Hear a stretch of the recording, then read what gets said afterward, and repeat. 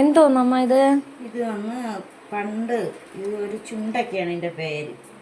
ഈ ചുണ്ടക്കയ ഇത് വന്ന് അവിച്ച് ഉപ്പിട്ട് അവിച്ച് ആദ്യം ഇതിനെ ഇടിക്കും. ഇടിച്ചിട്ട് ഇതെങ്ങനെ വെച്ചിട്ട് ഇതിൻ്റെ അകത്തിരിക്കുന്ന അരിയെ ഇങ്ങനെ ഇടിച്ച് കളഞ്ഞിട്ട് ഈ അരിയെ കളഞ്ഞിട്ട് ശരിക്കും വൃത്തിയെ കഴുകി കാടി വെള്ളത്തിലിടും.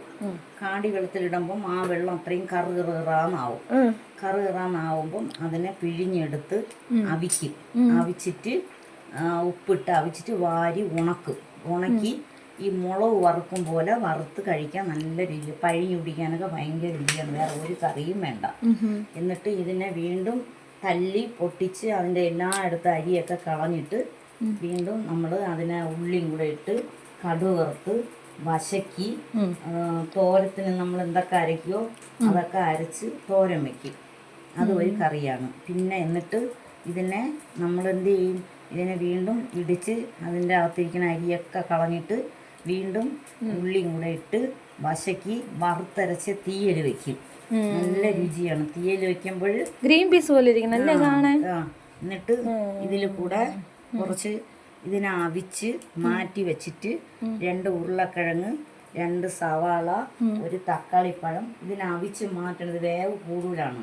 തക്കാളിപ്പഴവും പിന്നെ 2 ഉരുളക്കിഴങ്ങും 2 പച്ചമുളകും ഇതും കൂടെ വശക്കിയിട്ട് ഈ വേവിച്ച് വെച്ചിരിക്കുന്ന ചുണ്ടയ്ക്ക അതിൽ കൂടെ ഇട്ട് വശക്കി ദോശ ചുട്ട് ദോശയുടെ മീതെ കൂടെ വച്ച് കഴിക്കാൻ കൊള്ളാം.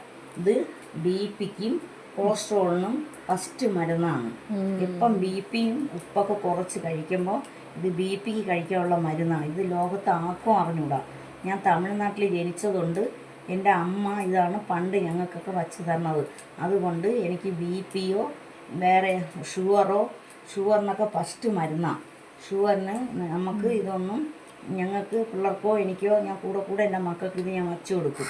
ഇഷ്ടം പോലെ ഞങ്ങളെ വിളയിൽ കണ്ടമാനം കാച്ചി കിടക്കുകയാണ്. ഞാൻ കൂടെ എടുത്ത് ഞാൻ ഇത് ഉണ്ടാക്കി എൻ്റെ മക്കൾക്കും കൊടുക്കും, ഞങ്ങൾ തിന്നും. എന്നിട്ട് ഇതിനെ പൊട്ടിച്ച് പിന്നെ ഇതിൻ്റെ ഇതൊക്കെ എടുത്ത് കളഞ്ഞിട്ട് ഇത് കഴിവ കറുത്ത് വരും. അതിൻ്റെ അഴുക്കാണ് വരണം, അതിൻ്റെ കറയാണ് വരണത്.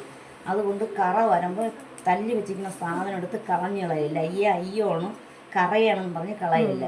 അപ്പം അടുത്ത വീഡിയോയിൽ നമുക്ക് ഇത് കറി വെക്കണം, പാചക രീതികളെ കുറിച്ച് ഇടാം. Okay, bye. പക്ഷെ ഇന്നല്ല